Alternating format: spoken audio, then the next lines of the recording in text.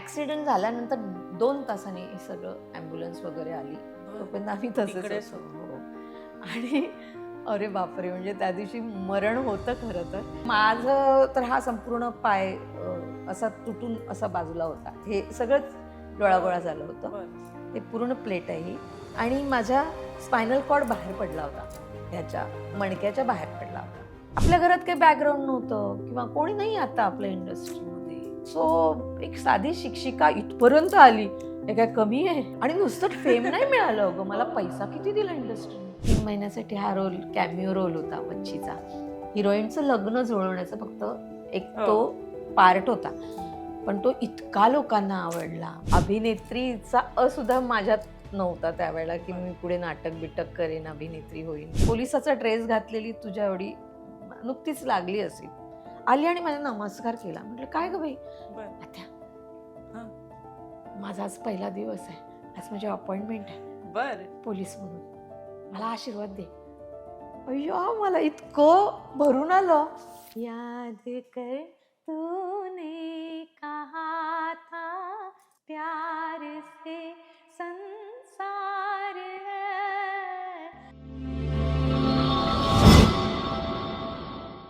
हाय, hello, नमस्कार. मी Gargi. Lokmat सखीच्या super सखीच्या या नव्या कोरा एपिसोडमध्ये तुम्हा सगळ्यांचं स्वागत करते. तर मंडळी, आज माझ्याबरोबर अशी एक सखी आहे जिनं चित्रपट, मालिका, नाटक अशा विविध माध्यमातून आपल्या अभिनयाची छाप पोचवली आहे. मग ती अगदी वच्छी आत्या असू दे किंवा अक्काबाई असू दे, अगदी प्रत्येकाच्या घराघरामध्ये मनामध्ये तिच्या अभिनयांनी अधिराज्य तिने गाजवलेलं आहे. इतकंच नाही तर विद्यार्थी प्रिय शिक्षिका आणि हो, खऱ्या आयुष्यातली फायटर. अर्थातच आपली आजची सखी आहे वर्षा दानवे. ताई, लोकमत सखीमध्ये तुमचं खूप खूप स्वागत आहे. धन्यवाद. ताई, जसं मी सुरुवातीलाच म्हटलं, तुमची आज संपूर्ण जर्नी आम्हाला ऐकायची आहे. कारण खऱ्या अर्थानं हा जो प्रवास आहे हा खऱ्या अर्थानं प्रेरणादायी आहे ताई. मात्र ते सगळं करण्याआधी किंवा त्या गप्पा मारण्याआधी मला बाबा बोरकरांच्या 2 ओळी आठवतात. ते म्हणजे देखणे ते हात ज्यांना निर्मितीचे डोहळे, मंगलानी गंधलेले सुंदराचे सोहळे. कारण तुम्ही कलाकार आहात आणि मग ती कला तुमच्या अभिनयातून दिसते. मग ती कला तुमच्या शिक्षिका तुम्ही जेव्हा आहात तेव्हा शिकवणं ही सुद्धा एक कला आहे. मग ते लेखन आहे, मग ते दिग्दर्शन आहे आणि उत्तम गायन. अरे उत्तम गायन नाही. गायन ओके ओके आहे. बरं, ठीक आहे. आ, म्हणजे हा पण तुमचा मोठेपणा आहे. पण खरंच हम्म. सुमधुर असा तुमचा हा गळा आहे. सो मला असं म्हणायचंय की एकंदरीतच तुम्ही उत्तम कलाकार आहात. सो या सगळ्या तुमच्या जर्नीकडे आज मागे वळून पाहताना कसं वाटतंय? आ, सगळं अविश्वसनीय असं वाटतं. कारण एक कुठेतरी एकदम विशीत लहान असताना लग्न झालेले मी. हं. त्यावेळेला काहीच कुठे काही असं समोर दिसत नव्हतं. हं. अभिनेत्रीचा सुद्धा माझ्यात नव्हता त्यावेळेला की बरं. मी पुढे नाटक-बिटक करेन, अभिनेत्री होईन. हं. कारण घरी बाबांचं थोडंसं कडक असं बरं. म्हणजे हे होतं की ह्या असल्या गोष्टी आपल्यात नाही. हां. आपण आपण पाटलाच्या घराण्यातले. बरं. असं त्यामुळे आम्हाला हे असलं काही करण्याची मुभा नव्हती. पण एक होतं, की बाबांना स्वतःला सिनेमे खूप आवडायचे. हं. त्यामुळे लहानपणी ते आम्हाला त्यांचा पगार झाला, की आम्हाला एक सिनेमा दाखवायचे. अरे वाह! हॉटेलमध्ये नेऊन वडापाव किंवा बटाटा वडा खाऊ घालायचे. आम्ही 3 भावंड होतो. सो ते लहानपणापासून सिनेमे बघण्याची आवड होती. नाटक नाही. आमच्या घरात नाटकाचं संस्कृती नाही. नाही. नाटकं मी स्वतः नाटकं करायला लागल्यानंतर बघायला लागले. बरं. तर त्यामुळे ना त्या गोष्टीची ना इच्छा, त्या गोष्टीचं असं आकर्षण होतं. हं. सिनेमा बघून आल्यानंतर त्या हिरोईनचं घरी आरशासमोर उभं राहून हो. टॉवेलचा पदर घेऊन मी ॲक्टिंग वगैरे हे बाबांच्या नकळत. कारण बाबांना हे तात. हं. बाबांना फक्त सिनेमे बघा, मी दाखवतो ते. मग बरोबर. बाबा दाखवतात ते सिनेमे आम्ही बघायचो. मग त्यांच्या हं. आवडीचे सिनेमे. हं. त्यात काही बाल स्वभावाला अनुसरून असे सिनेमे वगैरे हं. नसायचे. हं. ते त्यांना त्यावेळेला जे आवडायचे अमर अकबर अँथनी, कसम खून की, सबसे बडा रुपया असं आम्ही सिनेमे बघून मोठे झालो. हं. सो त्यामुळे असं काहीच माहीत नव्हतं की मी पुढे जाऊन असं काहीतरी होईल. म्हणून ते अविश्वसनीय असं वाटतं मला वाह! मागे वळून खरी, पाहताना. खरी गोष्ट आहे. आणि मला असं वाटतं ज्या अनपेक्षित गोष्टी घडतात त्या काहीतरी वेगळीच निर्मिती करत असतात. Yes, yes, yes. हे काहीतरी म्हणजे आपण म्हणतो ना मला ज्योतिष्य कळत नाही, पण मी त्या माझ्या जे काही मित्रमैत्रिणी ज्योतिष बघतात ते सांगतात, की हे आपले योग असतात. ही ग्रहदशा असते. त्यामध्ये ते असे आता जरी ते दिसत नसलं तरी पुढे जाऊन तसं-तसं होणार आहे वगैरे, वगैरे. तर मला ते खरं वाटायला लागलं, की अरे हां, घराच्या बाहेरही पडण्याची मुभा नसलेली मी शिक्षिका झाल्यानंतर बाबांना आनंद झाला होता. माझी लेक शिक्षिका झाली शिक्षिका. आणि माझ्यासाठी धावपळ पण केली त्यांनी. पण त्याच्यानंतर मी 23व्या वर्षी शिक्षिका झाले हं. आणि 35व्या वर्षी मी जेव्हा पहिल्यांदा नाटकात काम म्हणजे करणार असं बाबांना सांगितल्यावर बाबा मला तेव्हा पण म्हणाले, "बघ बाई, आपल्यात हे असं चालत नाही." बरं, हां, मी 35 वर्षाची बरं. जेव्हा असताना. तुमचं लग्न हां, साधारण झालं लग्न असेल. होऊन माझी पोरं मोठी झालेली. आता बरं. 20व्या वर्षी लग्न झाल्यानंतर 35व्या वर्षी माझं पोरगं 14 वर्षाचं होतं, हां. पोरगी 10 वर्षाची होती. त्यामुळे हं. घरात ती काही अशी अंगावर अशी मुलं मुलं नव्हती माझी. नव्हती. अंगाबाहेर झालेली मुलं होती. त्यांचं त्यांचं ते अभ्यासातला रमलेली होती. त्यावेळेला सुद्धा बाबांनी मला सांगितलं, की "नाही बाई, असं करू नये, चांगलं नाही नाटकाचं जग." तर मग मी म्हटलं, "बाबा, पण ह्यांना काहीच अडचण नाहीये." हं. "हो का? पाहुण्यांना काही अडचण नाही का? मग चालू दे." बरं. म्हणजे तेही त्यांच्याकडे होतं, हो. की नाही आता हिचा एक संसार आहे, संसार आहे. हिचा एक नवरा आहे हं. आणि ह्या दोघांनी घेतलेला तो निर्णय आहे, तर निर्णय. आपण लुडबुड करू नये. वाह! असं म्हणून मग ते सुरू सुरू झालं. झालं आणि खऱ्या अर्थानं मला पुढे तेच तुम्हाला विचारायचं की कुठल्याही प्रकारची अभिनयाची अशी बॅकग्राऊंड तुमच्याकडे नाहीये. म्हणजे तुम्ही नाही, म्हणालात वडील या बाबतीत स्ट्रिक्ट होते आणि ना तुमच्या सासरी सुद्धा अशा प्रकारचं अजिबात नाही. वातावरण होतं. मग शिक्षिका आणि शिक्षण क्षेत्र कुठे ना कुठेतरी मागे थोडंसं सारून नंतर अभिनय हो, फुल टाईम. हो. का हे असं वाटलं? कशी ही जर्नी वळली तिथे? ॲक्चुअली काय झालं, मी शिक्षिका झाले, इथेच ती माझ्या अभिनेत्रीची नांदी ठरली. वाह! हं, एकतर अंगात ना किडे होतेच. हं. म्हणजे अभिनयाचे किडे लहानपणापासून होते. फक्त ते दबले गेले होते. मी जेव्हा एकटी असायची तेव्हा आरशासमोर मला जया भादुरी खूप आवडायची. अच्छा. हां, आणि अमिताभ बच्चन हा माझा फेव्हरेट होता. तर बच्चनचे सिनेमे बघून आले का मी स्वतःला जया भादुरी समजायचे. आणि मग जया बरं. भादुरीची सगळी गाणी, अब तो है तुमसे चक्कू छुरिया, असं वगैरे माझीच एंटरटेनर होती मी. हं. मी एंटरटेनर होती. हो, म्हणजे हो. उलट घरी जरा जास्त कडक वातावरण असल्यामुळे मी जेव्हा एकटी असायची तेव्हा मी फुल टू धमाल असायची. बरं. हां, डायलॉग, डोळे असे, त्या ॲक्शन आणि मग त्यावेळेला त्या अभिनेत्रीनी कसं बघितलं असेल, असं मी ना करून बघायची. हं, त्यातून हं, काही भविष्य नव्हतं हं. आणि कोणाला पडलंय आवड भविष्याचं? म्हणून ती गोष्ट. हां, त्यावेळेला ती स्टेप आपल्याला येते का? मग ते चक्कू छुरियामध्ये तिने जे काही 2 वेण्या अशा, तर हां. छोटे-छोटे केस होते, पण मग मी रिबीन हे करून ते लांब बरं. करायचे.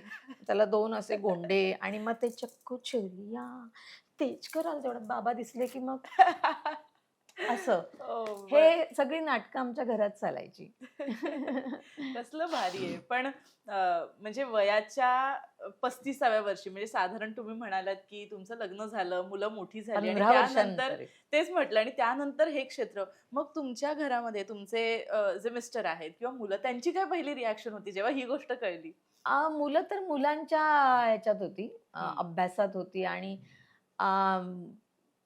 मुलांचं कधी मला त्यांनी असं कधी जाणवून नाही दिलं, की "आई तू घरी नसते." कारण 35व्या वर्षी नंतर मी जेव्हा पहिलं नाटक हं. केलं बी-एम-सीमध्ये आमच्या शिक्षकांच्या नाही, कर्मचाऱ्यांच्या नाट्यस्पर्धा होतात. बरं. तर ते मला 1999 साली पहिल्यांदा कळलं, की हं. होतात. तर माझा मित्र आहे संदेश उपशाम, जो अच्छा. आता आहे सगळीकडे, हां, करतो हां. तो पण.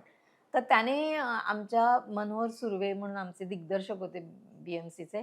ते एका अभिनेत्रीच्या शोधात होते आणि तोपर्यंत बी-एम-सीत माझं नाव असं झालं होतं, की मी विद्यार्थ्यांची अनेक नाटकं व्यवस्थित बसवणारी वाह! उत्तम दिग्दर्शिका. हं, कारण माझी नाटकं ही फायनलपर्यंत जात होती. हं, म्हणजे मी 1991 साली बी-एम-सीत लागले. हं, 99 पर्यंत मी फुल प्रसिद्ध झाले होते. हं, म्हणजे इतकी प्रसिद्ध झालेली, की मीटिंग व्हायच्या हं. शिक्षकांच्या आणि मुख्याध्यापकांच्या.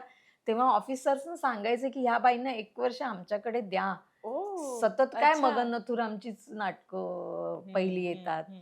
मग वर्षा दांडळेला आमच्याकडे पण द्या 1-1 वर्ष. असं इतकं, कारण मला काय माहिती ते म्हणतो ना आपण, मला माहीत नव्हतं मी अभिनेत्री, पण मला नाटकाची आवड होती. ही त्या माझ्या मुलांमुळे कळली.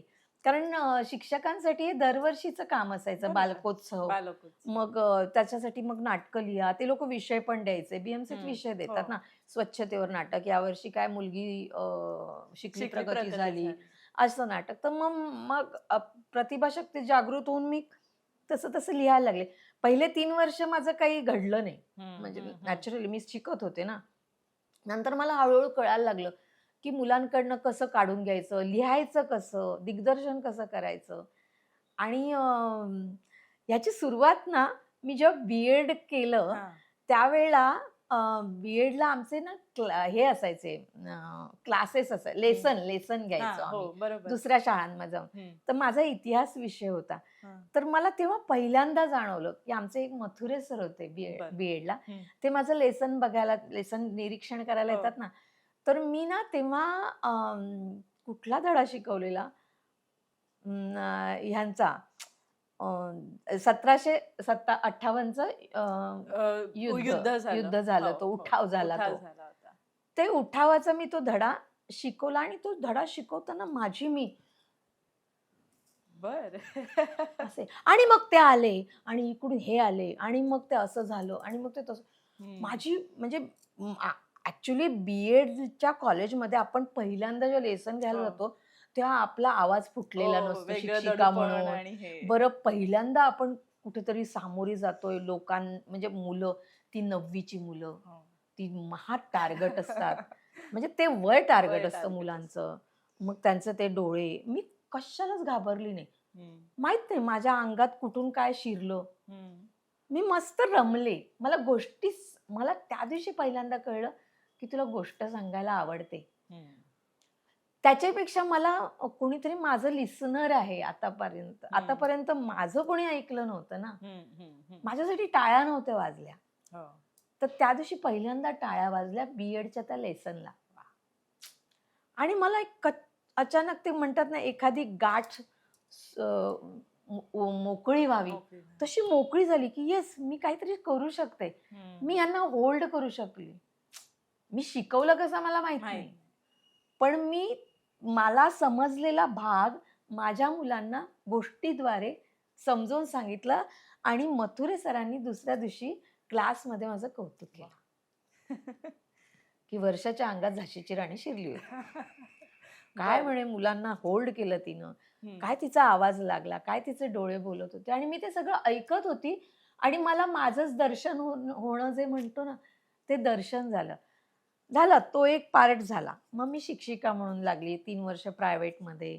प्रायव्हेटमध्ये पण मी मुलांना मग हं. मला तो एक पॉइंट मिळाला ना, की मी छान शिकवते. हं, हं, तर मी छान शिकवायला लागले. हं. मग मराठी आणि इतिहास हे 2 माझे विषय. तर मराठीच्या कविता शिकवताना माझ्यासोबत माझ्या मुलांच्या पण डोळ्यात पाणी येणं. हं. घाल घाल पिंगा वाऱ्या वगैरे असं हं. कविता शिकवताना मला ते रमणं खूप आवडतं. खरंय. मुळात माहीत नाही. मग मी चांगली शिक्षिका म्हणून मी रमत होते, की माझ्याकडे हे सगळे डोळे लागलेत हो. आणि मला पहिल्यांदा अटेन्शन मिळतंय. ह्या भावनेपोटी मी खूप छान शिकवत होते, की खरंच मला ते आवडत होतं म्हणून शिकवत होते. मला तेव्हा नाही त्याचा प्रश्न, हं, हं, हं. तेव्हा त्याचं उत्तर नाही सापडलं. आता सापडलंय. आता ते दोघांचं मिक्सचर आहे. मला खरी गोष्ट कोणीतरी आहे. ऐकणारं असेल तर माझ्यातली कथा वाचक नेहमी छान खरी गोष्ट आहे. बाहेर पडते. तर तसं त्या माझ्या विद्यार्थ्यांनी म्हणजे खरं तर माझ्यातली अभिनेत्री बाहेर काढली ती माझ्या विद्यार्थ्यांनी. मी तेच तुम्ही बोलता बोलता एक गोष्ट माझ्या लक्षात आली, की बरेचदा अभिनयासाठी आपण बऱ्याच अकॅडमी लावतो, बरेच क्लासेस करतो. पण मला असं वाटतं तुम्ही शिक्षिका म्हणून जसजसे प्रसंग येत गेले, तसतसे हां. तुम्ही तो तुमचं कोचिंगच झालं. तो एक कोचिंग तुम्ही झालं. एक्झॅक्टली तुम्ही तसे मोल्डच होत गेलात आणि आज इतकं सुंदर आमच्या हां. समोर एक व्यक्तिमत्व आहे. खरंय. आणि 3च वर्ष मी प्रायव्हेटमध्ये. प्रायव्हेटमधली हां. मुलं जराशी वेल येस. आई-बाबांचं लक्ष असलेल्या घरातून हं, आलेली असतात. हं, हं. मग नंतर मी 91 साली मी बी-एम-सीत लागले. हं. तर आमची बी-एम-सीतली मुलं खूप बिचाऱ्या गरीब गरीब. घराण्यातून आलेली. आई-वडील कुठेतरी मजुरीला जाणारे, कचरा वेचणारे, हो. पायपात राहणारे अशा हो. मुलांची मी शिक्षिका झाले. ज्यांना शर्टाची पॅन्टची बटणं पण लावता येत लावता येत नव्हती नाही. तेव्हा. आता सगळं छान झालं. हं. मी 91ची हं, गोष्ट हं, करते. हं. सो हे सगळं त्या मुलांमध्ये राहणं आणि त्यांना मग अगदी अबकडीपासून शिकवणं. हम्म. वाचन येत नव्हतं माझ्या पूनम कांबळे नावाच्या मुलीला. आज मोठी वकील आहे ती काय ठाण्याला. माझ्या त्या पोरीला मी बोलून बोलून एक एक वाक्य बोलून बोलून तिच्याकडनं मी पूर्ण भाषण पाठ करून घ्यायची. 3रीत होती ती. 3री पासून जो तिचा नंबर मग यायला सुरुवात झाला ती 7वी पर्यंत. वाव. म्हणजे ही माहित नाही हे त्या मुलीमध्ये पण तेवढी धमक होती. हम्म, हम्म. लिहा वाचायला येत नव्हतं, त्यामुळे मग मी सांगेल ते फक्त लक्षात ठेवायची. बरोबर. नंतर नंतर आलं, जेव्हा तिचा पहिल्यांदा नंबर आला 3री हम्म, मध्ये, हम्म. मग 4थी मध्ये पण आला. मग तिला कळायला लागलं की आपल्याकडे 4 माणसं बघतायत, आपण जरा अभ्यास केला करूया. मग पाहिजे. अभ्यास करून मुलगी मग एकदा ते म्हणतात ना गाठ उकलावी लागते. खरी गोष्ट. कोणीतरी ती गाठ, माझ्या विद्यार्थ्यांनी माझ्यातली गाठ उकलवली आणि माझ्यामुळे माझ्या विद्यार्थ्यांची पण गाठ वा. उकलल्या गेली. मस्त. त्यामुळे आम्ही दोघेही एकमेकांसाठी खूप ग्रेट ठरलो ठरलं. एकमेकांसाठी. खरी गोष्ट आहे. आणि आता तुम्ही मराठी इतिहास शिकवायचात, मग संगीत ऍज अ संगीत शिक्षिका म्हणून तुमची हा, ओळख तर तो ती एक कशी? वेगळाच गोष्ट आहे. हा. काय झालं, डोंबिवलीला राहायचो, त्याच्या आधी बदलापूरला राहायचो. तर मग आम्ही शिक्षिका एक गाडी असायची आमची. बर. मग आम्ही घाटकोपर, कुर्ला वगैरे अशा आमच्या शाळा असायच्या. हम्म. अख्खा एक ग्रुप, मग भेंड्या खेळणे. अच्छा. हा, मग त्या माझ्या शिक्षिकांनी, त्या माझ्या मैत्रिणींनी माझ्यातली गायिका जागृत केली. वा. म्हणतात ना कोणीतरी एक लागतं लागतं. आपल्याला आपल्या आयुष्यात, खरी गोष्ट आहे. आपलं हे सांगणार की बाई तुला हे जमतं. हो, हो. तर तशा माझ्या मैत्रिणींनी मला खूप कौतुक, काय गाण्यात काही अर्थ नव्हता त्या, पण सगळी मला लहानपणापासून सिनेमे आवडायचे ना, हम्म. त्यामुळे विविध भारतीची सगळी गाणी माझी पाठ वाव. तेव्हाची. म्हणजे माझा काळ तुला सांगते 75ला मी 5वीत वगैरे होते. बर. हा, हम्म, हम्म, हम्म. तेव्हा शोले नुकताच आला होता. हम्म. म्हणजे तू विचार कर ना, त्या काळातली गाणी किती गोड होती. गोड होती. खरं आहे. आंधी वगैरे सिनेमा, तेरे बिना जिंदगी. सो ते मला गाडीमध्ये मग मी भेंड्यांमध्ये सगळी गाणी, भेंड्या म्हटलं की मी नंबर 1. तर इतकी मी हे झाली की मी गाडीत शिरल्या माझ्यासाठी सीट्स असायच्या. काय ए वर्षा बोलता? इकडे, वर्षा इकडे, वर्षा इकडे असं. कसलं भारी. सो मग ते त्याच्यानंतर मग मला एकदम मैत्रिणी सांगितलं काय मस्त सूर लागतो, आणि छान लागायचा तेव्हा. हम्म. तरुण होते, हम्म, हम्म. असं खूप वर चढायचा सूर माझा. आणि ती गाणी छान चांगली जी लोकांना आवडतात ती मला यायची. मग मला असं वाटलं की हा रे, मग आपण गाणं शिकूया. सगळे एवढं म्हणतात आपल्याला गाणं येतं. हम्म, हम्म. मग मी वयाच्या ते पण माझं 32-33व्या वर्षी मी पहिल्यांदा गाणं ओ. शिकायला, प्रारंभिक परीक्षा, हा. शास्त्रीय संगीत. शास्त्रीय संगीत. हम्म. माझ्यासोबत प्रारंभिकची सगळी 3-4 वर्षाची पोरं, 5 वर्षाची, हो, हो. 6 वर्षाची. पण तिथे एक नुकसान असं झालं, ते शिकायला गेले, मी मोठी ना हम्म, वयाने, हम्म. तर आणि वय मोठं असलं की आपण थोडं घाबरतो. हम्म. आपण बरोबर. या मुलाने इतकं चांगलं गातोय, कारण घाबरल्यामुळे गाणं घाबरून कधीच चांगलं होत नाही. गाणं बरोबर. मोकळे, कुठलीही कला तुम्ही जेव्हा इथून मोकळे मुक्त असता त्यावेळेला खरी तुम्ही गोष्ट तुमचं आहे. 100% देता. तर मी गाडीत जितक्या बिंदास गायची ना, हम्म, हम्म. मी त्या क्लासला मी माती खायची. बर. हा, तबल्यात तालात चुकायची. मग तेव्हापासून जो कॉन्फिडन्स गेला माझा तालात जाण्याचा, तो हम्म. अद्याप गेलेला आहे. बर. आता तू म्हणशील मी संगीत शिक्षिका कशी झाली, पण आता आतमध्ये अजून एक वेगळा हे आहे अंगात, की नाही आपण एक काम सुरू केलं ना ते संपवायला पाहिजे. बरोबर.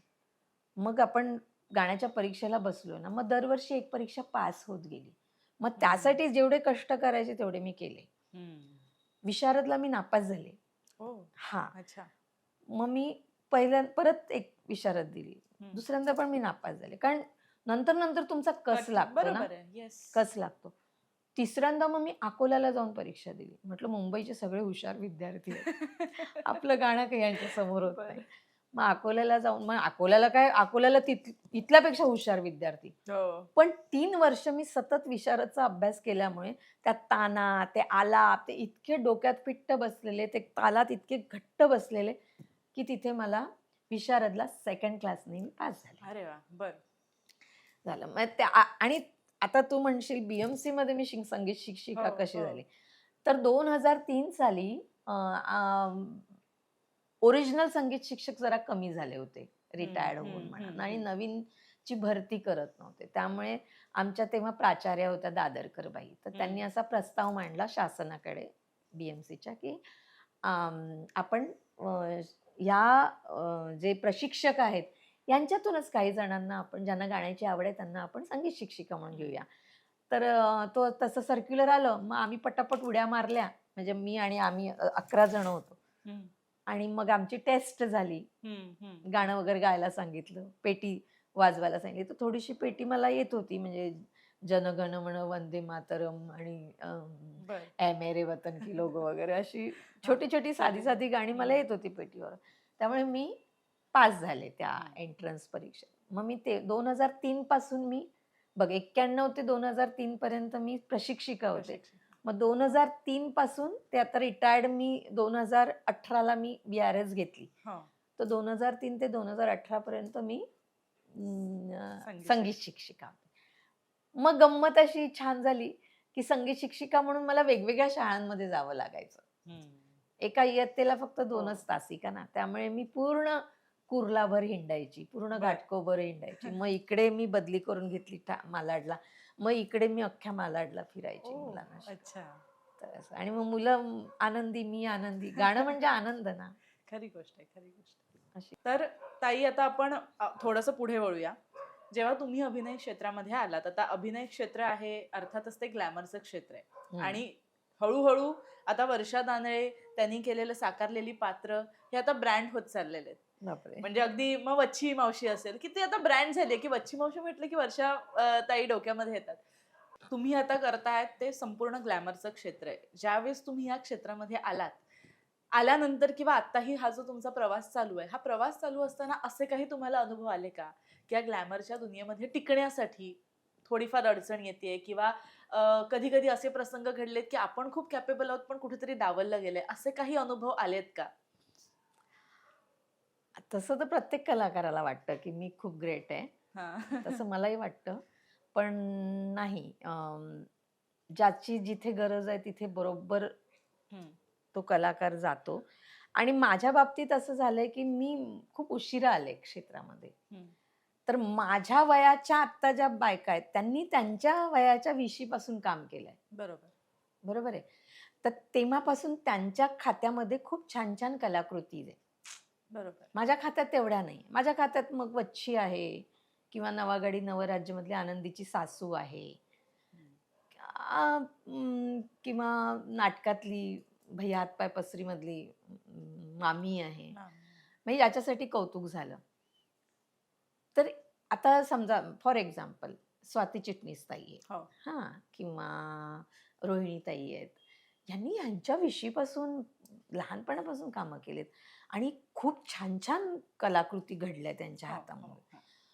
आता त्या अजूनही कामं करतायत. मग त्या असताना मला का कामं देतील? बरोबर, कळलं ना. तर तो एक असतं मनामध्ये की अरे आपल्याला ह्या भूमिका अजून मिळणार नाही, कारण अजून आपल्यापेक्षा छान करणाऱ्या आणि ज्यांना छान बॅकग्राऊंड आहे अशा अभिनेत्री अजून कार्यरत आहेत. निर्मितीताईला कोण फाईट देणार आहे? आज बाई फ्रेम मध्ये आली तर तिचे एक्सप्रेशन्स आणि तिने जो रोल पकडतात ताई, तो नाही अजून आपण तिथपर्यंत पोहोचूच शकत नाही.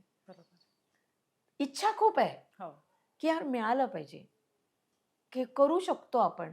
आपल्याला जर छान दिग्दर्शक मिळाला, चांगला लेखक मिळाला, शेवटी हे काय आहे, हे सगळं काय म्हणतात टीम वर्क आहे. बरोबर. एकटा कलाकार काहीही करू शकत नाही. म्हणजे मी ठरवलं की नाही नाही मी आता इथे वाजवेन हा माझा रोल, पण कॅमेरामननीच नीट काम केलं नाही, किंवा लाईटच माझ्यावर नीट पडला नाही, किंवा एडिटरनी माझे चांगले शॉर्ट कट करून काहीतरी थुकरट लावले. प्रत्येकाचं कसब आहे ना ते. किंवा लेखकाने माझा जो रोल लिहिलाय तो फारच उथळ लिहिलाय, किंवा दिग्दर्शकाने लक्षच दिलं नाही, मग मी एकटीने करून काय हे. किंवा मी कधी कधी उलट घडतं, आपण खूपच सामान्य दर्जाचं काम करतो पण आजूबाजूची ही मंडळी इतकी ग्रेट असतात, अय्या ही मी आहे, अरे मी भलतीच सुंदर दिसतीये, किंवा मी खूप छान दिलाय हा शॉट. तर नाही, मी असा शॉट मी नेहमी देते ऍक्च्युली, पण प्रत्येक वेळेला तसा तो त्यावेळेला तो एडिटर लावेलच असं नाही. असं नाही. बरोबर. तर हे सगळं ना इंटरकनेक्टेड आहे. त्यामुळे इच्छा खूप असते की आपल्याला ही कामं मिळावीत. पण नाही, इथे इंडस्ट्रीमध्ये एक तर तुमची सिनियरिटी बघतात.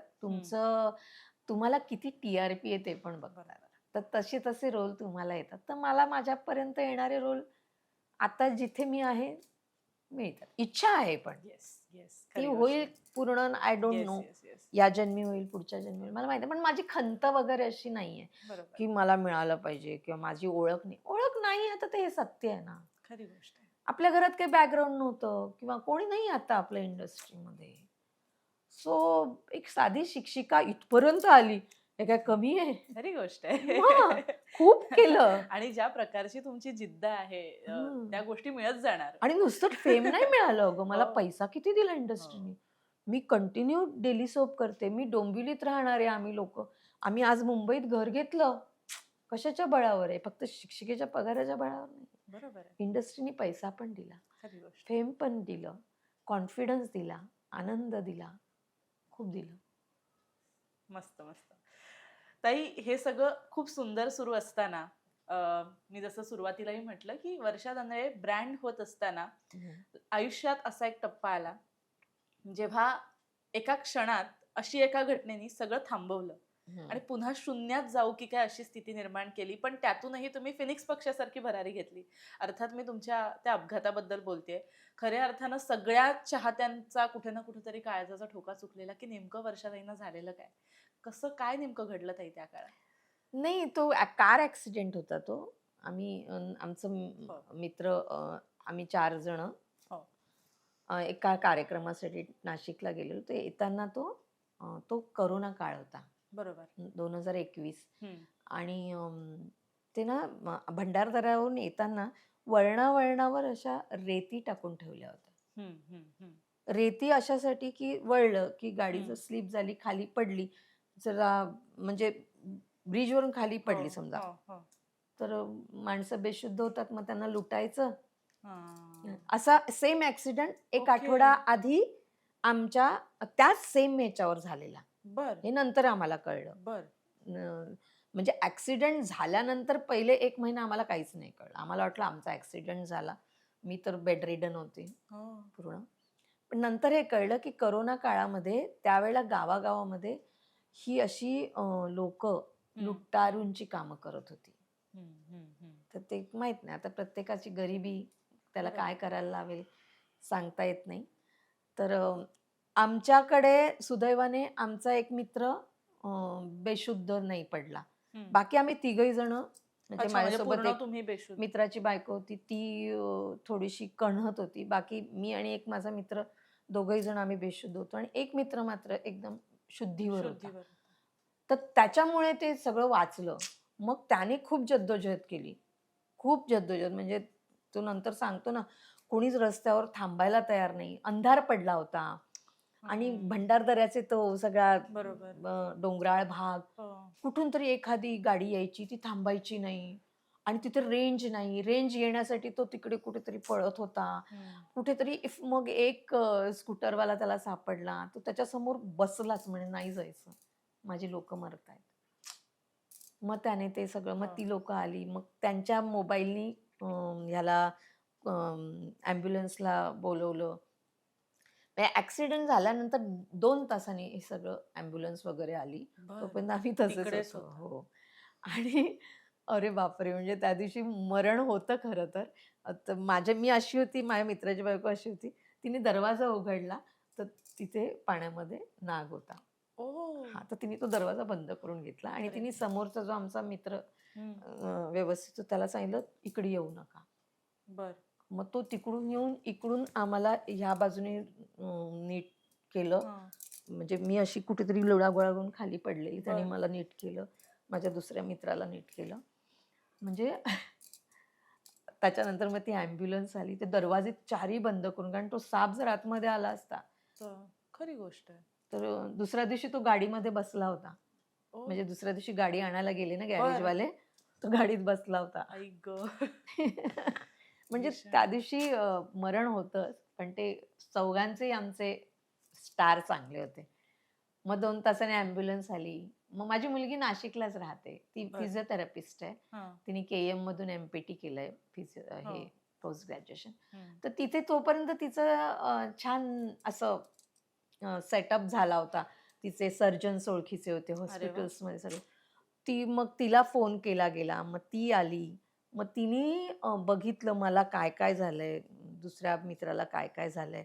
मग कुठले सर्जन लागतील, कुठल्या टेस्ट कराव्या लागतील, तिथल्या तिथे तिने सॉर्ट आउट केलं. सगळ्यांना फोनाफोनी केली. हॉस्पिटल पण तिनेच निवडलं. पुढच्या 1.5 तासात आमच्या स्कॅनिंग सगळं झालं होतं. बरं. स्कॅनिंगहून कळलं होतं, की आमचं काय तुटलं, फुटलं-बिटलं. तुम्हाला काय माझं तर हा संपूर्ण पाय असा तुटून असा बाजूला होता. हे सगळंच डोळागोळा बरं. झालं होतं. बरं. ते पूर्ण प्लेट आहे ही आणि माझा स्पायनल कॉर्ड बाहेर पडला होता. ह्याच्या मणक्याच्या बाहेर पडला होता. तर बरं. तो बरोबर घालून मग 2 मणके नेऊन तिथे स्क्रू लावून आता मूर्ती तयार झालेली आहे. बापरे! आणि दुसऱ्या मित्राचा तर चेहरा सगळे काचा गेलेल्या. तर त्याचं चेहऱ्याचं ते हे केलं. काय म्हणतात प्लास्टिक प्लास्टिक सर्जरी केली. हं. त्याचं पण मणक्याचं ऑपरेशन झालं. तसे त्याची 2 ऑपरेशन, माझी 2 ऑपरेशन्स आणि मैत्रीण होती तिचे ह्याच्या बरगड्यांचे ऑपरेशन्स असं झालं. पण म्हणतात ना तुम्हाला जगायचं असेल तर सगळं कसं जुळून येतं. खरी गोष्ट. तसे माझ्या मुलीने ते चटाचट निर्णय घेतले ना हं. आणि लगेच दुसऱ्या दिवशी माझ्या मित्राचं ऑपरेशन झालं. हं. हां.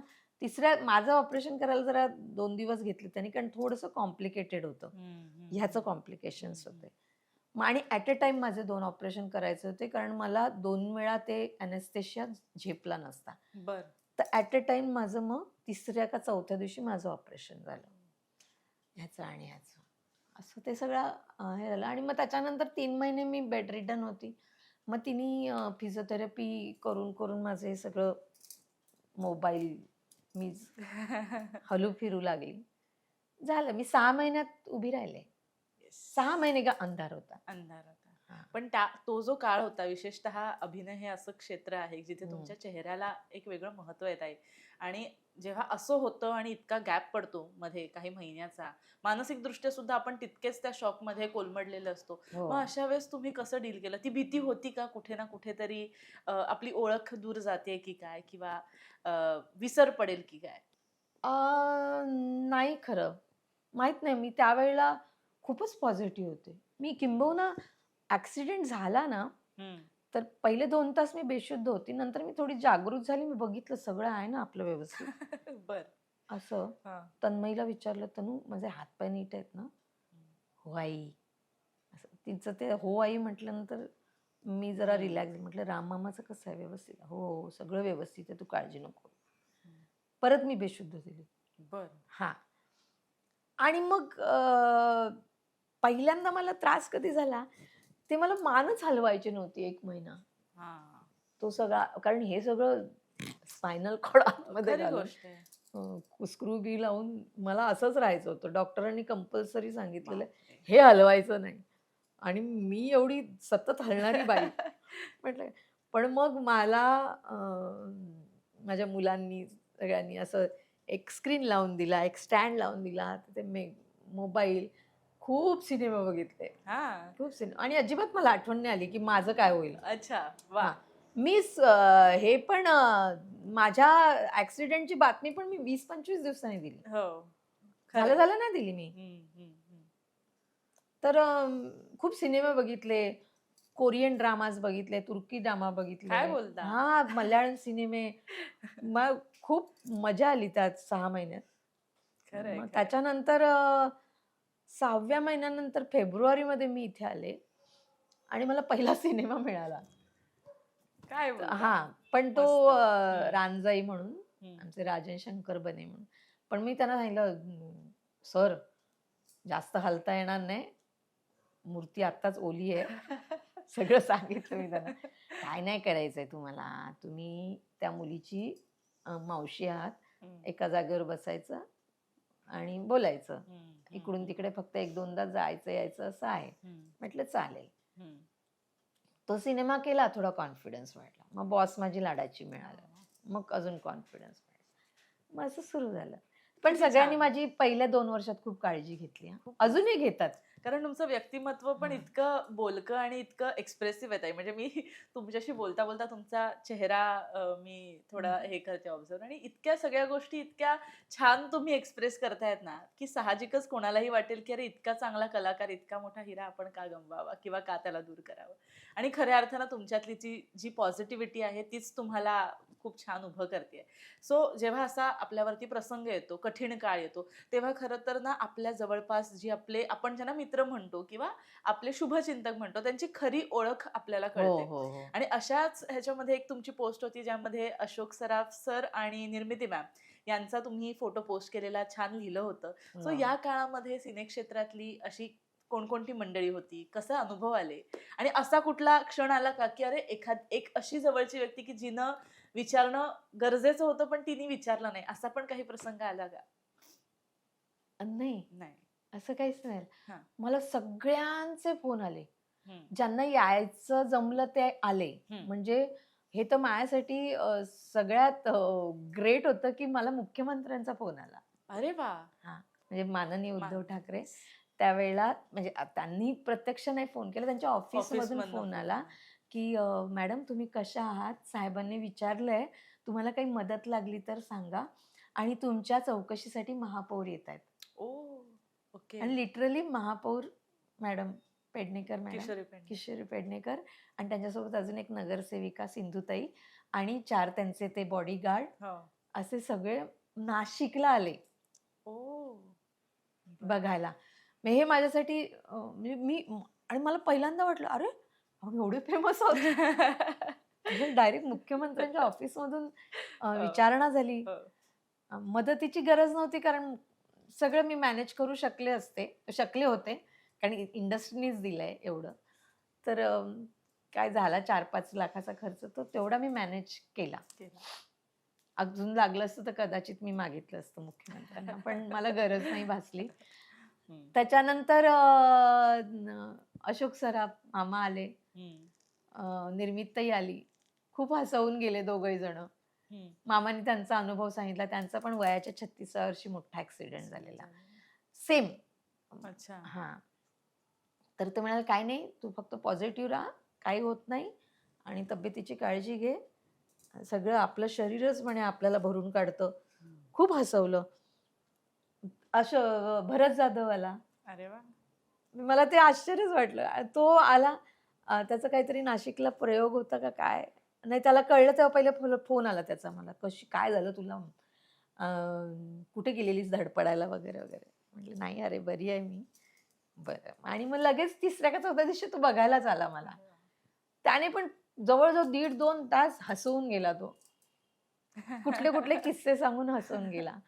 त्याच्यानंतर माझ्या सीरियलमधले शशांक केतकर आला, प्रियंका तेंडुलकर आली, सुमित भोगसे आला, हं, विद्या आली करंजीकर, हं. खूप जण आले. तर मला सगळ्यांची नावं नाही आठवत आहे. खरंय आणि पण माझा हां. ग्रुप जो आहे एकता संघ, हं. सगळे संदेश बरं. जाधव, सुनील जाधव, विजय निकम, अनुपमा हे सगळे हे तर माझे जवळची लोकं होती. पण म्हणजे तुमचे मेडिसिन चालू होते, पण या माणसांकडनं जे हां. तुम्हाला हसवलं गेलं, ते एक वेगळं ते तुमच्यासाठी खूप औषध वेगळं होतं. आणि येऊन असं हे नाही, "अरे कसं झालं?" वगैरे हं. नाही. येऊन फक्त हसवून जायचंय असं. मला. आणि सगळ्यात आश्चर्य म्हणजे मी बी-एड झाल्या-झाल्या जेव्हा पहिल्यांदा भांडूपच्या अहिल्या विद्यालयात हां, शिक्षिका म्हणून लागले. हां, म्हणजे माझं वय काय असेल 22 वगैरे असेल हां, तेव्हा. हां. हं, हां. हं, एकच वर्षाचं बी-एड होतं ना. हं, 21व्या वर्षी हे झालं बी-एड. हां, 22 वर्षाची मी गेले हं, आणि 3 वर्ष मी त्या शाळेमध्ये शिकवलं. हं, 7वी, 8वी, 9वी, 10वी. हं. हां, तेव्हा मोठी त्या प्रायव्हेटमधली मोठी. ती मुलं मला बघायला आली. ओह! नाही मी 22 वर्षाची तेव्हा माझी पोरं तेव्हा काहीतरी 12 वगैरे वर्षाची होती. असतील. बरोबर. हां, तर ती सगळी आता मला इतकी मोठी मंडळी दिसली. सगळे बापे, मोठे-मोठे बापे झालेले असे. बस करून आले गं. ते प्रेम आहे. जवळ-जवळ 18 ते 19 मुली हो. मला भांडूपहून भेटायला. मग तो एक प्रसंग इतका हे होतो, की अरे आपण आपल्याला मुलं काय विसरली कमवलंय? नाही, खरी गोष्ट आहे. मुलं विसरली नाही. हम्म. मग त्यांनी पण काय काय घेऊन आले बापरे, आणि प्रत्येकाने मला काही काही हे बक्षीस काय म्हणतात त्याला, प्रेझेंट. कोणी साड्या आणल्या, कोणी खाऊ आणला, कोणी काय काय काय, इतकं प्रेम. माझ्या मालाडमधला माझा जो एम वॉर्ड पी उत्तर विभागाचा, ज्यांची मी नाटकं बसवते, तो सगळा ग्रुप आला. तर खूप जण आले. हम्म. आणि फोन तर अगदी सगळे, प्राजक्ता माळीपासून सगळ्यांचे फोन आले.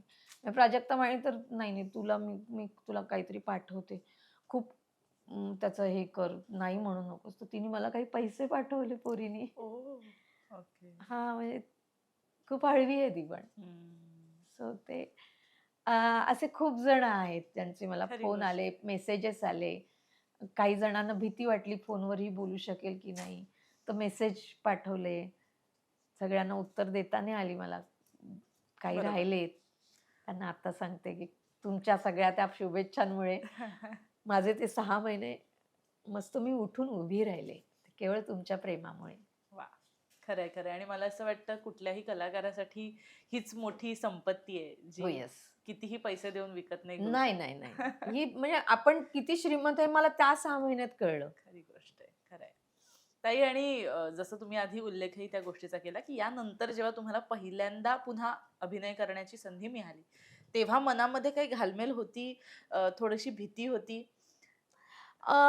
त्याची पहिले 4 महिने बेड रिडन होते. मग हां. मी हळू चालू लागले. बरं. एक मात्र आहे, ते माझ्या मुलीचे उपकार आहेत. तिने माझ्याकडनं जे काही करून घेतलं. आई होतंय, आई जमतंय, आई हे बोटं काम नव्हती करत, हा हात असा पडत होता. कारण बरोबर, मणक्याचा स्पाइन. होता ना, हां. तर हे सगळं लुळं पडलं होतं. तर हं. तिने माझ्या हाताचे व्यायाम, मग मला वेगवेगळे खेळ आणलेले तिने माझ्यासाठी. छोटासा कॅसिओ आणलेला, तो वाजवायचा. बरं.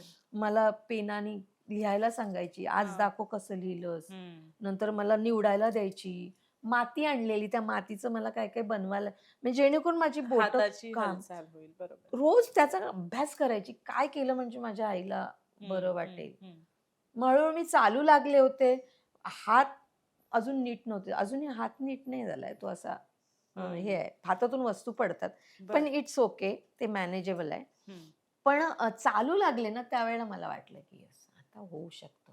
हं. थोडं लंगडते, पण रोल चांगला मिळाला तर मी लंगडणं सोडून देते. पण आता रोलच मला आईचे वगैरे देतात. तर या वयातली आई लंगडतेच ना. तर मग मी फायदा घेते. खरंय, खरंय. ताई, रोल बद्दल आपण बोलतोय. मला असं वाटतं तुम्ही घराघरामध्ये पोहोचलात. त्या एका पात्राने तुम्हाला एक वेगळी ओळख दिली, ती म्हणजे वच्छी मावशी, वच्छी. ज्याचा मी सुरुवातीपासून अगदी हो. उल्लेख करते. कसं कास्टिंग झालं? काय अनुभव होता त्याचा तुमचा? मस्त. मला झी मराठीवर त्याचे चॅनल प्रमुख जे होते निलेश हं, मयेकर, हं, हं, त्यांचा फोन आला. वर्षात ते 3च महिन्याचं कॅरेक्टर आहे हं, आणि ते तुम्ही करा. हं. त्याच्या आधी मी झी मराठीचे खूप कार्यक्रम बरोबर. सीरियल केल्या. मालवणी डेज, शुभंकर होती, लक्ष्मण रेषा. त्यामुळे आणि सरांनी मला बऱ्याचदा कौतुक पण केलेलं हं, मयेकर हं, हं. सरांनी. तर पण माझ्या दुर्दैवाने ना, मी तेव्हा स्टार प्रवाहावरची 1 नंबर नावाची मालिका मी साइन केली होती. बरं, बरं. तर मग मी मयेकरांना म्हटलं, "अहो सर, पण मी ते साइन केलं, त्याचं काय करू?" म्हणे, "त्यांना नाही सांगा." तर "ते बघा," म्हणे, "आता तुमचं तुमचं. पण तुम्ही हा रोल करावा. 3च महिन्याचा आहे," म्हणे, "ताई, पण तुमच्यासाठीचा रोल आहे." हं, तर बघा, म्हणजे मला त्या शब्दावर इतका विश्वास, की हा कंटिन्युटीवाला रोल हं, मी, हं. मग ह्यांना मी मेल पाठवला, की मी नाही करू शकत काही कौटुंबिक कारणामुळे. तुमचं लोकेशन लांब आहे, आणि खरंच लांब होतं. एस-एल तिकडे मानखुर्दला वगैरे ओह! त्यांचं हे होतं. ओह! त्यामुळं ते झालं ते. मग मी 3 महिन्यासाठी हा रोल, कॅमिओ रोल होता वच्छीचा. हिरोईनचं लग्न जुळवण्याचा फक्त एक हो. तो पार्ट होता. हं, पण तो इतका लोकांना आवडला. माझ्यासाठी इतकं छान लिहिलं ते कॅरेक्टर. हं, मिथिला सुभाष. हं, काय डायलॉग लिहिलेत बाईंनी माझ्यासाठी. हं, ते बोलताना सुद्धा असं असं आतून यायचं मला. हं. वैभव चिंचाळकर. माझ्याकडनं चांगलं निघेपर्यंत थांबायचाच नाही तो. हो. "नाही ताई, अजून कर, अजून कर, अजून कर." ही सगळी मंडळी माझं भलं व्हावं म्हणून जणू काही देवाने माझ्यासाठी पाठवलेली. खरंय, खरंय. आणि त्या कॅरेक्टरनी मग मला अख्ख्या महाराष्ट्राची मावशी आणि आत्या बनवलं. हो. म्हणजे त्याचे 3-4 किस्से तुला मी सांगते. मी हां. रस्त्याने पण जाताना ना, "ए आत्या!" हां. हां, "ए मावशी!" लिटरली मी मडला जेव्हा तेव्हा काय 2015ची 16ची गोष्ट हो, ना. हो, हो. 10 वर्षापूर्वी गाडी-बिडी नव्हती आपल्याकडे. हं, आत्ता आली गाडी. हं, तेव्हा मी आपली बसनी किंवा ह्यानीच जायचे ना. हं. मग बसमधून उतरल्यानंतर बसमधले मला टाटा करायचे. हां. हां. आणि असं नाही हां. अ, ब त्यांच्यामध्ये प्रॉपर मान-सन्मान. "आत्या येते, जा, नीट जा." बरं. असं. एक तर किस्सा मी मालाड स्टेशनला उभी होते. एक अशी पोलिसाचा ड्रेस घातलेली तुझ्या एवढी नुकतीच लागली असेल. आली आणि मला नमस्कार केला. म्हटलं, "काय हां. गं बाई?" बरं. "आत्या, हां. माझा आज पहिला दिवस आहे. आज माझी अपॉइंटमेंट आहे बरं. पोलीस म्हणून. मला हं. आशीर्वाद दे." अय्या! मला इतकं भरून आलं. म्हटलं ह्या मुलीला वाटलं, की माझ्या आशीर्वादाचं हिला खरी गोष्ट आहे. काहीतरी होईल. मग तिला असं मिठीत घेतलं, आशीर्वाद दिला. एक एक वाशीचा प्रयोग होता कुठलातरी. हां. एक असा तिशीचा तरुण आला. हं. थोडेसे समोरचे केस गेले होते. कुंडली घेऊन आला. बरं. "आत्या, माझं लग्न जुळत नाहीये." माझं ओह! लग्न जुळवण्याचं काम होतं ना. अच्छा. हे खरे किस्से आहेत आणि त्याच्या चेहऱ्यावर इतकं हे होतं, हं. की आता कसंही करून आई आजारी आहे गं म्हणे माझी. मला हं. लग्न मला करणं गरजेचं आहे आणि माझं जुळत नाहीये लग्न. हं. तर तुम्ही कुठेतरी हे फॉरवर्ड कराल का? मला त्यावेळेला वाटलं, की बापरे! ही मोठी जबाबदारी आहे. म्हटलं मी प्रयत्न करते. माहीत नाही काय झालं. मी दोघा-तिघांना पाठवली त्याची कुंडली, पण माहीत नाही त्याचं काय झालं. तसंच तुम्ही जितकं आता मालिकांमध्ये, चित्रपटांमध्ये किंवा नाटकाच्या बाबत पण मला तुम्हाला विचारायचं आहे, तितकंच आता सोशल मीडियाच्या मार्फत पण ना आम्ही बऱ्याच अशा तुमच्या रील बघतो, ज्या खूप एंटरटेनिंग असतात. आम्हाला आवडतंय ते. आणि त्यामध्ये वेळोवेळी तुमच्या आयुष्यातला एक असा पिलर, ज्याचा तुम्ही वेळोवेळी उल्लेख करतात, की अर्थातच ती तुमची आई, की वयाची कितीही म्हणजे ती कितीही वयाने मोठी असेल, कितीही वयस्कर झाली असेल, तरीसुद्धा ती आज 25शीतली वर्षा अशी म्हणूनच माझी काळजी घेते. हो, हो. कसं आईबरोबर नातं आहे? काय सांगाल? आई आता कित्येक वर्ष भाऊ नाही आहेत मला म्हणजे बरं, दुर्दैवाने गेले ते दोघंही.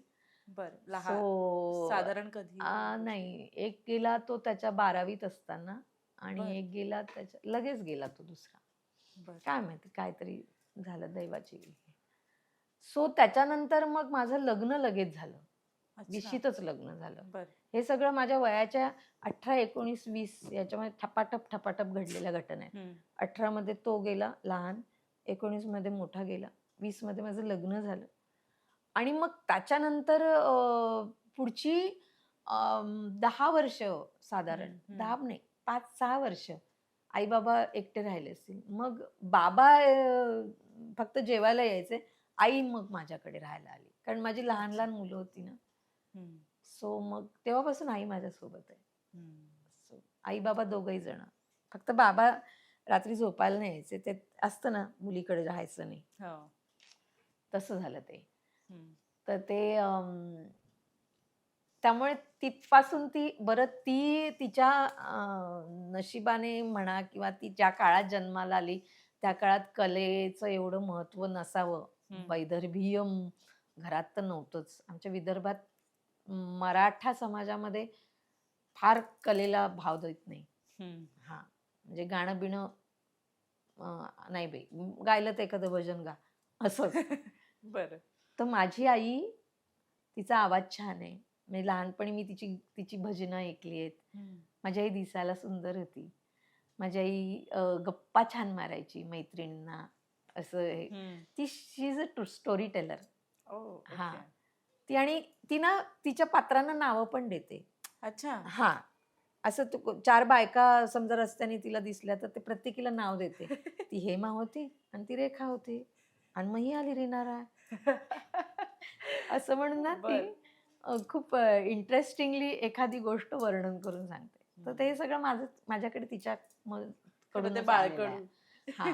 आणि आता मी काय-काय करते तर मला ऑडिशनला क्यूज देते आई. हो ना. हा, फक्त तिच्याकडनं पहिले तयारी करून घ्यावी लागते. पण म्हणजे आम्ही स्क्रीनवर पण मी ती रील वगैरे तुमची दाखवीन. हे बघ वर्षा, वय वाढते म्हणून जास्त टेन्शन घेऊ नको.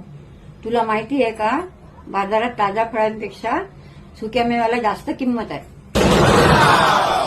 किती एंटरटेनिंग आहे म्हणजे त्यांच्या वयाकडे बघता हा. ज्या प्रकारे त्याही हा. तेवढाच इंटरेस्ट आणि घेतात. टेन्शन घेते ती. समजा हा. टेन्शन म्हणजे आई आज हे एवढं करायचं आहे आपल्याला, हा. मग तिचं ते झालं, तिचं किती वाचत बसते. आई झालं का, नाही ना, थांब ना, थोडंच राहिलं. अशी पाठ करत बसते ती. कसलं गोड. किती गोड आहे, म्हणजे 85 वर्षाची आहे. तेच मी म्हटलं. अजूनही तिला अभ्यास करावासा वाटतो. अजूनही तिला एखाद्या गोष्टीत टेन्शन घेऊन एखादं काम हा. करणं. Great great. हा. खरंय. आणि आता थोडं पुढे गेल्यानंतर मला आताच्या तुमच्या मालिकेबद्दल बोलायचं आहे. अशोक मामांबरोबर जी मालिका तुमची झाली, काय एकंदरीत अनुभव होता अशोक मामांबरोबर काम करायचा? अशोक मामा म्हणजे शिस्त. हम्म. मी अशोक मामांसोबत एक अनधिकृत नावाचं नाटक पण केलं होतं बरं. खूप वर्षापूर्वी. हम्म. म्हणजे साधारण 99 हा 2004. बर. आता 2020 वर्ष झाली ना. बरोबर. तेव्हा मी मामांसोबत नाटक, तेव्हा पण मामा समजा 4ची रिहर्सल असेल तर मामा 3:30ला हजर. अच्छा. हा, तेव्हा नुकतेच मोबाईल आलेले छोटे. बर. ते मोबाईल बंद करून ठेवायचे मामा. कधीच मामांचा मोबाईल वाजला नाही. अच्छा. आणि आता पण मामा तसेच आहेत 20 वर्षानंतर. म्हणजे आता ते 78 वगैरे वर्षाचे आहेत. तेव्हा ते 60चे होते. आता सुद्धा तेवढीच शिस्त आहे. 9च्या कॉल टाईमला मामा 8:45ला येतात. हो. हा, त्यांचं रेडी होऊन ते बसतात. सीनमध्ये कोणी फालतूगिरी केलेली त्यांना आवडत नाही. नाही. जे काम करतो त्या कामावर फोकस करा, आपली एनर्जी वाचवा, हम्म. हे त्यांचं म्हणणं आहे. आणि गप्पा खूप छान आहे, किस्से खूप छान सांगतात. हम्म. गाण्याची खूप आवड आहे त्यांना. तर बरं. गाणी आम्ही जुनी गाणी म्हणायचो, मी आणि मामा. एखादं तुमचं असं आवडतं गाणं? मामांसोबतचं हा? गायलेलं एक आहे, मी रील पण टाकलं. याद कर तूने कहा था प्यार से संसार है, याद कर तूने कहा था प्यार से संसार है, हम जो हारे दिल की बाजी ये तेरी ही हार है, सुन ले क्या कहती है पायल, ना जा रे ना जा, रोको कोई, ओ बसंती. या गाण्याला वाह, मामाने वाह. मस्त ताल कमाल. धरलेला. मस्त. तर आम्ही अशी खूप छोटी छोटी जुनी गाणी हम्म. कल्पवृक्ष कन्येसाठी वगैरे वा, असं आम्ही वा. खूप गायचो. मस्त आहे. 14-15 महिन्याचा सहवास. म्हणजे आम्ही नंतर आलो, हम्म. मी आणि प्रदीप डोईफोडे. आम्हाला 9 महिने सहवास लाभला मामांचा. मस्त मस्त. मजा आली. बर. आणि आता रंगभूमीवरती लाईट गेलीये का, ही तुमची कलाकृती आहे ज्याचं दिग्दर्शन लेखन तुम्ही केलेलं हो, आहे. हो. काय अनुभव आहे? मी आमचं BMCचं सगळं खातं ना, तर BMC कर्मचाऱ्यांच्या नाट्यस्पर्धा होतात. हम्म. तर मग मी स्वतः पण काही काळानंतर स्वतः नाटकं लिहून बघू लागले. हम्म. मला ते अंगात ते किडे आहेत. हम्म. आपल्याला करून बघायला काय हरकत आहे. फार पडतं काय होईल, चुकेल, लोक शिव्या घालतील, पण केलंच नाही तर कसं ना. म्हणून मी बरोबर. नाटकं लिहून बघितली. पहिली 2 नाटकं सपशेल फसली. हम्म. मग मी ना एक सवेरेवाली गाडी नावाचं नाटक लिहिलं होतं अच्छा. 2019ला, बर. 18-19ला. तर ते नाटक नंबरात आलं. बर. राज्याला हिंदीला पहिलं आलं. अच्छा. कॉन्फिडन्स वाढला बाईंचा. मग बाई एकांकिका वगैरे लिहून स्पर्धेत करू लागल्या. मग एकांकिकांचे पण नंबर आले. कल्पना एक आविष्काराने मध्ये माझ्या 2 एकांकिका नंबरात आल्या. बर. त्यातली एक मी आहे म्हणून तिचा तर पहिला नंबर आला. आणि लाईट गेली आहे का, आत्ता मी 2 वर्षापूर्वी केली होती, तिचा दुसरा नंबर आला. पण लाईट गेली एकाचं कंटेंट इतका भारी आहे की त्याच्यात मी अजून भर घालून त्याचा मी दीर्घांक केला अच्छा. आणि दीर्घांकाला पण प्रचंड प्रतिसाद मिळतोय. अरे वा. हा तर म्हणजे मी आपण कौतुक नाही करावं, पण बसलेला प्रेक्षक हा हलत नाही. वा. साधारण मी आणि ज्ञानेश्वर नाही का, मी दोघं जण आहोत. त्याची मध्ये 5 एंट्र्या आहेत त्याच्या छोट्या छोट्या, पण अखंड स्टेजवर मी असते. सुरुवातीला असं वाटलेलं की मी होल्ड करू शकेन की नाही, 1 तास 10 मिनिटं आपल्याला समोरच्यांशी बोलायचंय, पण नाही, होल्ड होतात लोक इन्व्हॉल्व्ह होतात. आणि ते तर माझं लहानपणापासून, म्हणजे मी बीएडला मला जेव्हा कळलं ना की मी बोलते जेव्हा लोक इन्व्हॉल्व्ह होतात त्यावेळेला मी अधिक चांगल्या पद्धतीने पेश करते स्वतःला. बरोबर. तर तसंच आता होतंय. लाईट गेली एकाला इतका छान रिस्पॉन्स मिळतो की मला करता करता खूप गंमत यायला लागते. खरंय खरंय. आणि ताई, आता आपण बराच वेळ गप्पा मारतोय आणि तुमचे वेगवेगळे पैलू आम्ही पाहतोय, आणि वय हा कुठल्याही प्रकारचं रेस्ट्रिक्शन नाहीये कुठली गोष्ट करायला. जसं आपण म्हणतो age is just a number, अगदी त्याप्रमाणे तुमचं आहे. आपल्या पण अशा अनेक सखी आहेत. आपल्या लोकमत सखीचा हा प्लॅटफॉर्म आहे आणि आपल्याबरोबर सुपर सखी आहे.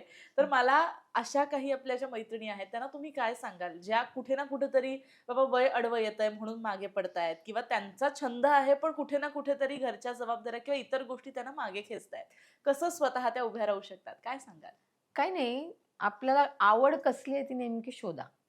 काय होतं, कधी कधी अभिनय करावासा वाटतो, मग त्याच्या मागे प्रेरणा कदाचित फेमस होण्याची आहे का, पैसे मिळवण्याची आहे का, म्हणजे आवड नाहीये पण याचं आकर्षण आहे का, मग नका करू. आवड असेल तर सवड मिळते, तुम्ही काढणार म्हणजे काढणार. चित्रकलेची आवड आहे, तुम्ही काढणार वेळ. तुम्हाला गाण्याची आवड आहे, तुम्ही त्याच्यासाठी नेमकं कधीतरी वेळ काढता.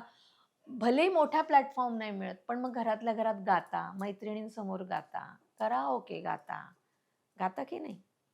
तर असं आहे, आपल्याला नेमकं आपल्या आत्म्याला काय लुभावतं. तुम्हाला अभिनय आवडतो, तुम्हाला गाणं आवडतं, तुम्हाला चित्रकला आवडते, हस्तकला आवडते, तुम्हाला पुस्तक वाचायला आवडतं का, तुम्हाला गोष्टी सांगायला आवडतात का, तुम्हाला मातीची भांडी करून बघायला आवडतात का, तुम्हाला स्वयंपाक आवडतो का, हे सगळे ग्रेट आहे बरं का. फक्त अभिनय ग्रेट नसतो. अभिनयाचा फक्त एकच फायदा आहे की तुम्ही लोकांसमोर येतात आणि लोकांच्या तुम्हाला त्या क्षणी टाळ्या वाजल्या जातात, मग तुम्हाला वाटतं आपण फार ग्रेट केलं. नाही, अभिनय हा थोडासा म्हणजे काय म्हणतात त्याला, आपल्या देशामध्ये ऍक्टिंग आणि क्रिकेट हे दोघं जण जास्त फेमस याच्यासाठी होतात की आपण लोकांच्या गळ्यातले ताईत बनतो. तो लोकांच्या गळ्यातलं ताईत बनण्यापेक्षा आपण स्वतःच्या गळ्यातले ताईत बना. तुम्हाला काय आवडतं ते शोधा म्हणजे सापडेल. आणि मग एकदा आवड झाली की सवड ही होतेच. वा. खूप मस्त ताई. खऱ्या अर्थानं माझ्या सगळ्या सखींना ह्याचा फायदा होणार आहे. ताईंशी बोलताना खऱ्या अर्थानं आपली आत्या, आपली मावशी आपल्याशी गप्पा मारते असंच वाटलं. म्हणजे खरं मी सांगायचं झालं तर मला जे वाटतंय आणि प्रेक्षकांना पाहिल्यानंतर जे वाटणार आहे, आणि इतकं आपण गप्पा मारतोय, तुमच्या आयुष्यातले चांगले वाईट खूप अनुभव तुम्ही सांगितलेत, आणि मला असं वाटतंय तुमच्या अनुभवातून सुद्धा शिकण्यासारखं खूप आहे, तुमच्या व्यक्तिमत्वामधनं शिकण्यासारखं खूप आहे, आणि त्याचा आम्हा सगळ्यांना फायदा होणार आहे ताई. पुन्हा एकदा मी तुमचे खूप खूप धन्यवाद. कारण तुम्ही लोकमत सखीला तुमच्या एवढ्या बिझी शेड्यूल मधनं वेळ काढून दिलात, इतक्या छान गप्पा मारल्यात आणि आमच्या सखींना सुद्धा खूप छान गाईड केलं, त्याबद्दल पुन्हा एकदा धन्यवाद. अरे, मला पण तुम्ही इथे बोलवलंत आणि मोकळं केलं. हल्ली गप्पा मारणं कमी झालंय, बाकी रील बघणं वाढलंय, तरी आपण खूप वेळ गप्पा मारतोय, तर मी पण मोकळी झाले. थँक्यू. येस. तर मंडळी, हा एपिसोड तुम्ही बघा आणि वच्छी आत्यांनी तुमच्या बरोबर मारलेल्या या सगळ्या ज्या गप्पा आहेत त्या कशा तुम्हाला वाटल्या आम्हाला कमेंट करून सांगा. व्हिडिओ आपल्याला खूप सारा शेअर करायचा आहे आणि बऱ्याच लोकांकडनं तुमच्या प्रतिक्रिया आमच्यापर्यंत पोहोचवायच्या आहेत. आणि हो, लोकमत सखीवर असंच प्रेम करत राहा आणि आम्हा सगळ्यांवर असंच प्रेम करा.